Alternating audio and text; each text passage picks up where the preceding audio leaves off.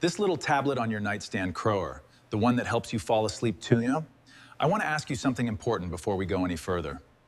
How long have you been taking it? A few weeks? A few months? For some of you watching right now, the answer is years, maybe longer. What if that same tablet, Forv, the one you trust every single night feuding, may be doing something to your brain's chemistry that nobody has told you about? Something quiet, something that doesn't announce itself with pain or a warning label. Something that shows up slowly hence, easy to mistake for just getting older. Not because sleep aids are unusual. You can buy them in any grocery store, sitting right next to the cold medicine and the vitamins. That's exactly what concerns me. The most common OTC sleep ingredient used by seniors, diphenhydramine, does something in the aging brain that most people have never been told. Today, I want to walk you through what that is, what the research consistently suggests, and what it means for you personally. Stay with me through the full explanation grain, specifically the concept of anticholinergic burden pawn, because this is something your doctor may not have had time to explain. I'm Jonathan Reed. I'm a geriatric pharmacist. And this is the conversation I have at my counter more than almost any other. Understanding it could be one of the more useful things you learn this year. Let me start with a patient story that I think about often. Let me walk you through an illustrative scenario. Let's call her Frances Doe, 76 years old, still sharp, still doing crosswords every morning. She was proud of that. She'd been sleeping poorly for about 3 years. Her doctor mentioned a nightly sleep aid, over the counter, nothing to worry about. She started taking it, and it worked. She slept better, felt more rested. So she kept taking it, night after night. 3 years turned into 4. Then her daughter started noticing something. Frances was repeating herself in conversation, forgetting where she put things comments. Frances came to my counter wanting to know if a supplement might help her memory. I asked her one question before we talked about anything else. What are you taking to sleep? She told me, well, pink tablet, every night, 4 years. That one answer changed the entire direction of our conversation. Because what Frances didn't know is that diphenhydramine has a specific effect on a neurotransmitter her brain depends on, especially after 60, especially over time, especially when it's not the only medication in the picture. Let me explain what that neurotransmitter is. There's a neurotransmitter in your brain called acetylcholine, one of the most important chemical messengers your brain uses to keep things connected. Acetylcholine is involved in memory formation, in attention, in the ability to learn new things and retrieve information you already know. Here's what changes after 60. Your brain naturally begins producing less acetylcholine. It's a normal part of aging, but it means your reserve of this neurotransmitter gets smaller. Think of it like a bank account. When you're younger, you have a large balance. Small withdrawals don't change much. After 60, every withdrawal matters more.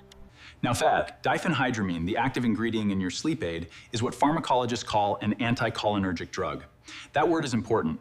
Anticholinergic means it works by blocking acetylcholine receptors in the brain. That's actually how it makes you feel drowsy. It dampens the signals that keep you alert. At a low dose, short term, that can be useful priv, a few nights when you absolutely cannot sleep. That's a different conversation. That's not what I'm talking about today. I'm talking about nightly use. Over months, over years, because when you repeatedly block acetylcholine in an aging brain, the cumulative effect matters. Before I continue, Fiend, and I want to be clear, Stoat, this is not a reason to panic. Frances was not on an irreversible path. Knowledge gives you options. But you can only act on options you know about. Most seniors taking a nightly sleep aid have never been told any of this. That changes today. In geriatric pharmacology, we use a concept called anticholinergic burden, a way of measuring the total load of anticholinergic. Each medication with anticholinergic properties gets a score, 0, 1, 2, or 3 have, based on how strongly it blocks acetylcholine. You add those scores together, Vince. A low total score, 1 or 2, is generally manageable for most people.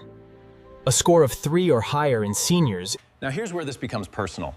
Diphenhydramine for your sleep aid Clo scores a 3 on its own. That's already in the concerning range, by itself. But diphenhydramine is rarely the only medication a senior is taking. And this is the part most people over 60 have never discussed at a pharmacy counter. Other medications that carry anticholinergic scores include certain bladder medications, certain allergy antihistamines, some older antidepressants, some medications for dizziness or nausea. These are medications millions of seniors take every single day. When you add them to a nightly sleep aid, the total burden can become significant. Let me give you an illustrative scenario. Let's call him Walter Pred, 73 years old, retired postal worker, taking 3 separate medications daily. A bladder medication, a seasonal allergy antihistamine, and his nightly sleep tablet. Each one prescribed by a different specialist. Each one considered safe in isolation. Nobody had looked at the combination. Nobody had added the scores. His total anticholinergic burden was a 7. Walter's family noticed he seemed slower, less engaged. He'd stopped driving. He thought it was just age. Walter was not developing dementia. His cognition was being chemically suppressed. When the combination was reviewed and adjusted with his Dr. Chow, things improved. Number 4, the effect that begins in the first week, from not the first year. This is the part that surprises people the most, so stay with me on this one. Most people assume that if a medication is going to cause a problem, you'd feel it quickly. Something obvious, a rash, a stomachache, a reaction you'd notice and report. Anticholinergic effects in the brain don't work that way. They're subtle, they're slow, easy to blame on stress, poor sleep, or simply getting older. Research in geriatric pharmacology consistently suggests that even after a single dose, diphenhydramine can leave sedative instincts. In a younger brain with a full acetylcholine reserve, that residue clears quickly. In a brain over 60 with a smaller reserve, What this means practically, if you've been waking up feeling foggy in the mornings and you've been taking an OTC sleep aid POM, that foggy feeling is worth mentioning to your pharmacist. Number 3, the tolerance effect, and why the sedative stops working before the side effects do. I explain this at my counter regularly. It changes everything. diphenhydramine is a medication your body becomes tolerant to quickly.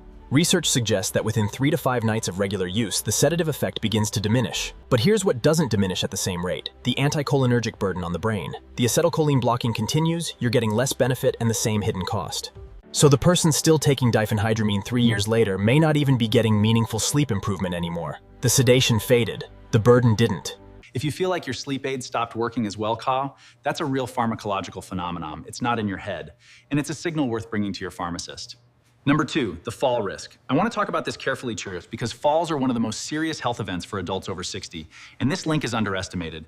Diphenhydramine causes sedation pori, and that sedation doesn't end when you fall asleep. It continues. When you get up at 2 or 3 in the morning, it affects your balance. In a younger person, the coordination system compensates. In a body over 60, with changes in inner ear function and leg muscle response, the compensation is slower.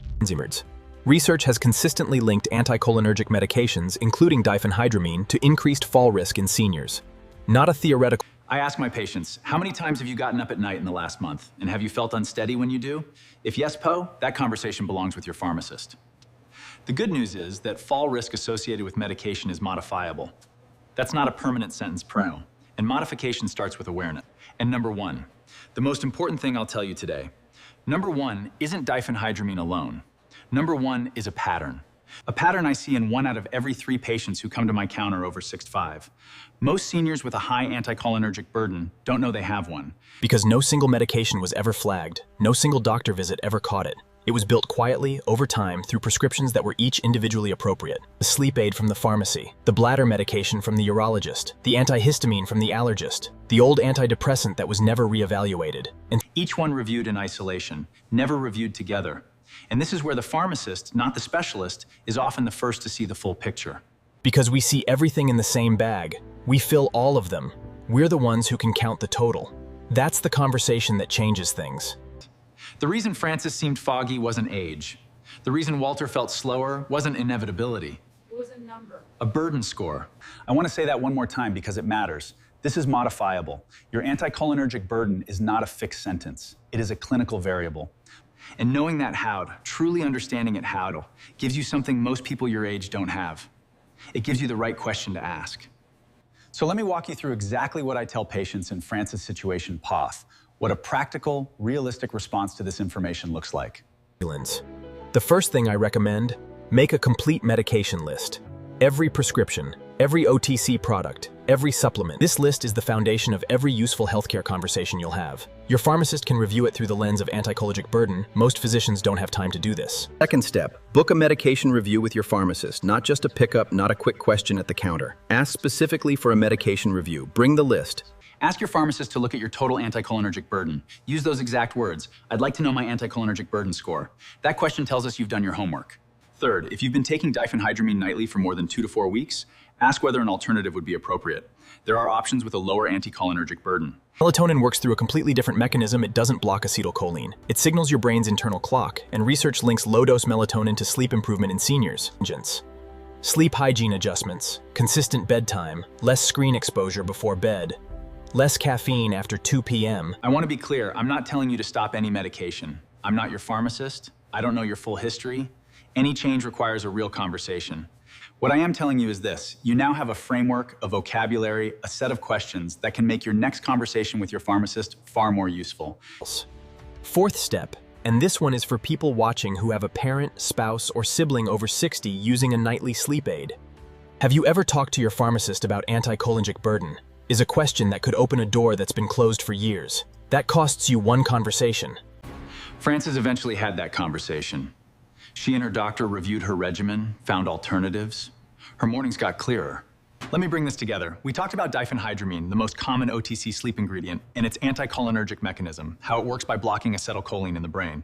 We talked about why the brain after 60 is more vulnerable: a smaller acetylcholine reserve, a lower tolerance for the repeated chemical pressure of a nightly anticholinergic load.